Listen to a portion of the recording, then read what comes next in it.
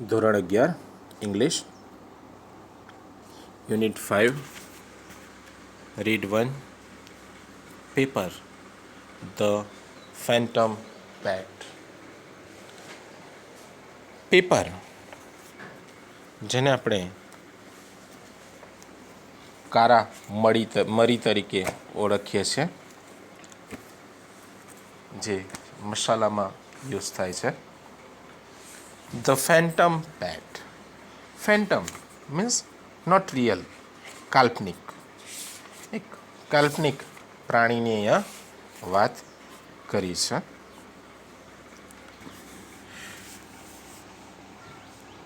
સરસ મજાનો એક પાર્ટ છે,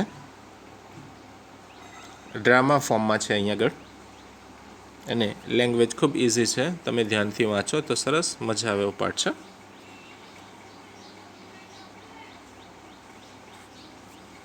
તો આપણે જોઈશું unit 5 read 1 pepper the phantom પેટ.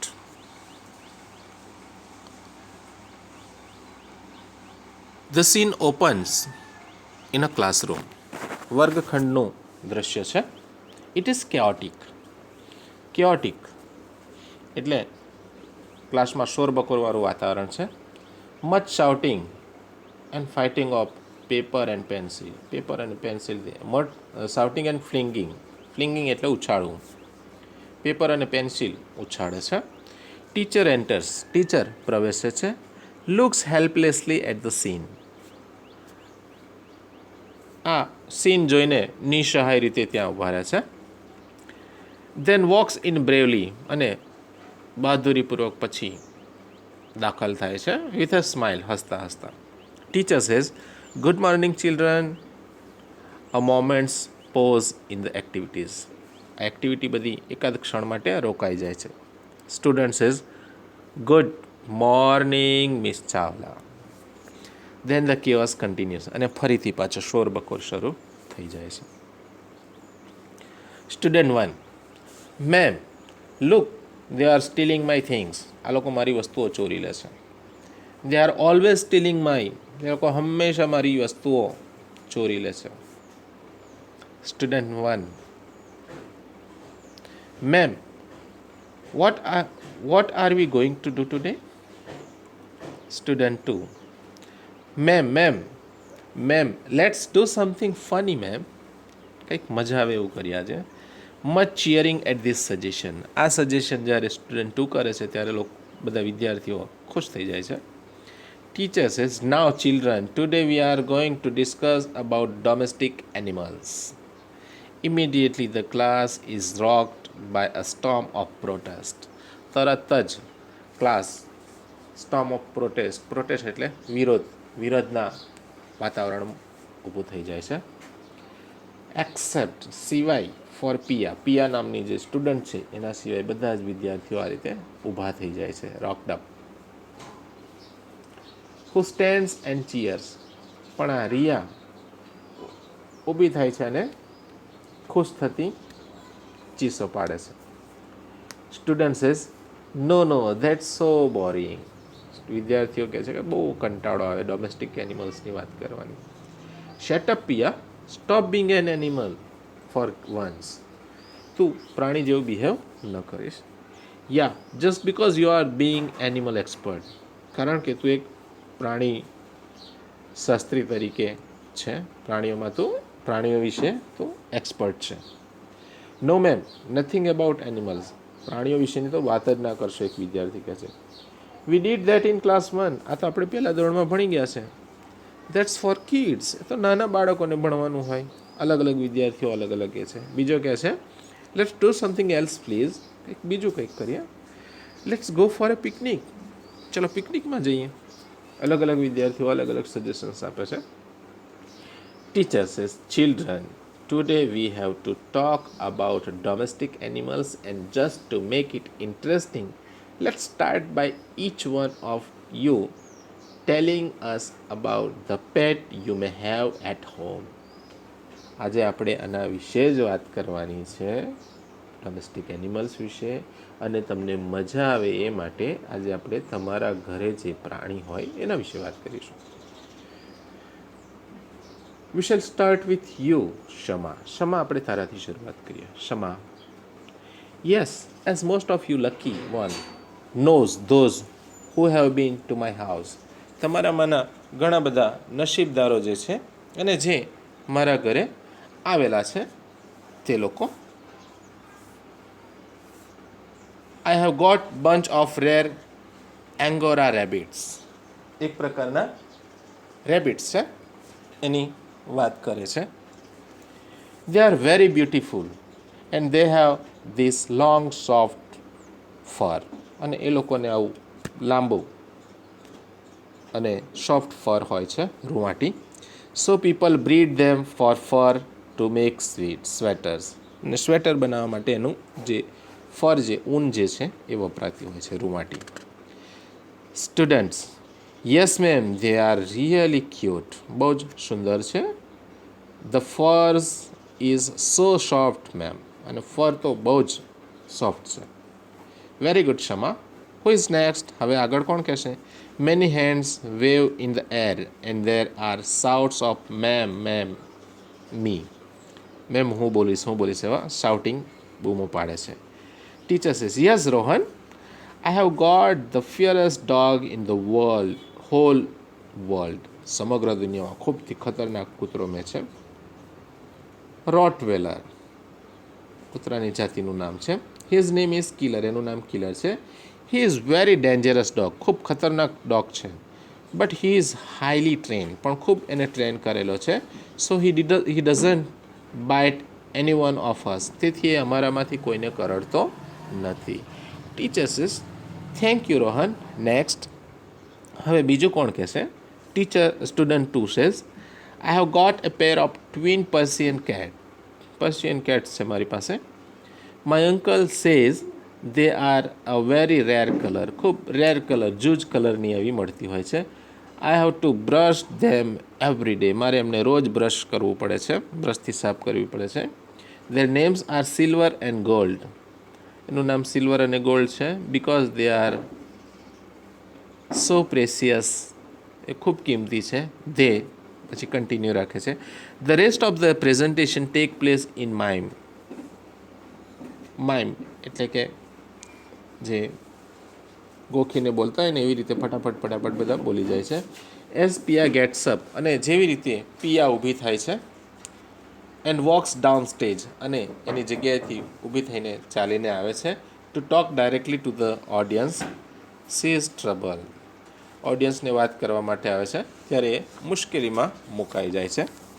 શું મુશ્કેલી છે એની આપણે જોઈએ. Teacher says, come on Piya, let's hear about your pet. તારા પાલતુ પ્રાણી વિશે કંઈક સંભળાવો. There is silence. Everyone turns to Piya. દરેક જણ પિયા તરફ જુએ છે. Student 3 says, yes Piya, what's your pet? Bat, it's the best.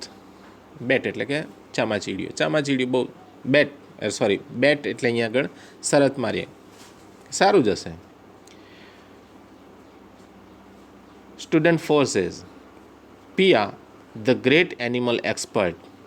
Go on Piya, don't tell me you don't have a pet. એવું ના કહેતી કે તારી પાસે પાલતુ પ્રાણી નથી. Student 5 says, she has a dog. I have seen it. એની પાસે તો કૂતરો છે, મેં જોયેલો છે. It's an old street dog. ઘરડો શેરીનો ડોગ છે. It can hardly walk. અને એ તો ચાલતો પણ નથી. Much laughter. બધા હસે છે. Student says, really Piya, only a street dog? May be it's a wolf in disguise. કદાચ એ તો વોરું લાગે છે. Titters all around. બધી બાજુ વિદ્યાર્થીઓ એનો મજાક કરતો હસવા લાગે છે. બેટ, she has the most exciting pet. Come on Piya, tell us. એની પાસે તો ખૂબ એક્સાઇટિંગ પ્રાણી હશે, ચાલ બોલ. સ્ટુડન્ટ સેઝ, પિયા ચેન્ટિંગ. એનું નામ બોલવા લાગે છે, એના નામનું રટણ કરે છે. આવું પિયા એવી રીતે એને ઓબ્લાઇઝ કરવા માટે. Piya goes slowly to the top of the class. આગળ સ્ટેજ પર જાય છે. As soon as she is there everyone is quiet. ત્યાં પહોંચે એટલે બધા એકદમ શાંત થઈ જાય છે. Teacher says go on Piya, we would love to hear all about your pet. તારા પાલતુ પ્રાણી વિશે અમારે સાંભળવું છે. પિયા ઓલમોસ્ટ ઇનઓડિબલી, સંભળાય ના એવી રીતે એકદમ ધીમા અવાજે. I have a student says we can't here you. અમે તારું તું શું બોલે સંભળાતું નથી. સ્પીક અપ, બોલ. લાઉડર, મોટેથી. Piya says I have takes a deep breath. ઊંડો શ્વાસ લે છે. Now decision is taken. અને નિર્ણય લે છે. She speaks up. અને બોલે છે અ મંકી. મંકી છે મારી પાસે. Class erupt with excitement. આખો ક્લાસ ઊભો થઈ જાય છે ઉત્તેજના ભરી. Student says oh a monkey, gosh, that's so cool. Monkey છે, અરે ઇટ્સ સો કૂલ, બહુ સરસ. Man, she is so lucky. ખૂબ નસીબદાર છે. વિદ્યાર્થીઓ બોલે છે. General expression of admiration and envy. સામાન્ય રીતે પ્રશંસા અને ઈર્ષ્યાનો ભાવ અહીં આગળ જોવા મળતો હતો વિદ્યાર્થીઓમાં. Teacher says children let her speak, go on. Piya એને બોલવા દો. Piya says yeah okay that's it. બસ આટલું જ કહેવાનું હતું. And I have got a monkey, so can I go now. હવે હું જાઉં. Students 5 says come on tell us some more.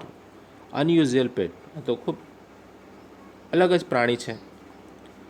And do tell us more about it. અને અમને વધારે કે એના વિશે. પિયા સેઝ યસ વેલ. પિયા જ કહે છે. સ્ટુડન્ટ 1 સેઝ સો ક્યુટ, બહુ સરસ. Student 2 says is it A boy or A girl. Boy છે કે ગર્લ છે આ monkey. Piya says A girl definitely. A girl, હા ગર્લ્સ જ છે. લાફ્ટર, બધા વિદ્યાર્થીઓ હસે છે. પિયા સેઝ પિયા કહે છે it's A capuchin monkey. કેપુચિન monkey એટલે કે એનું માથાના જે વાળ હોય ને ટોપી જેવા દેખાતા હોય અને આમ પેલી બે કાનના પટ્ટાવાળી ટોપી પહેરી હોય એવું લાગતું હોય છે. વોટ? બધા કહે છે કે શું? A capuchin monkey, it's from South Africa. Sorry, Piya કહે છે a capuchin monkey it's from America. South અમેરિકામાંથી છે. It is quite rare. ખૂબ જૂજ એની પ્રજાતિ જોવા મળે છે. Student 4 says where did you get it. તને એ ક્યાંથી મળ્યો? Piya says my uncle brought her in Chile. South અમેરિકામાં જે ચીલ પ્રદેશ છે ત્યાંથી એ લાવેલા છે. He is an animal specialist and so he got her. Animal specialist છે અને એ ત્યાંથી લાવ્યા છે. Student says wow that's awesome. ખૂબ સરસ, અદ્ભુત. How old is she. એની ઉંમર કેટલી છે? How long have you had her. તારી પાસે કેટલો સમયથી છે. What does she eat. તે શું ખાય છે. What does she wear. તે શું પહેરે છે. Where does she sleep. એ ક્યાં સૂવે છે. આવા અલગ અલગ પ્રકારના પ્રશ્નો એને પૂછે છે. તો અહીંયા આટલે સુધી આપણે આ પાઠ જોઈએ છે. આવતા વિડીયોમાં અહીંયાથી આપણે આગળ જોઈશું. આ પાઠ બરાબર વાંચજો.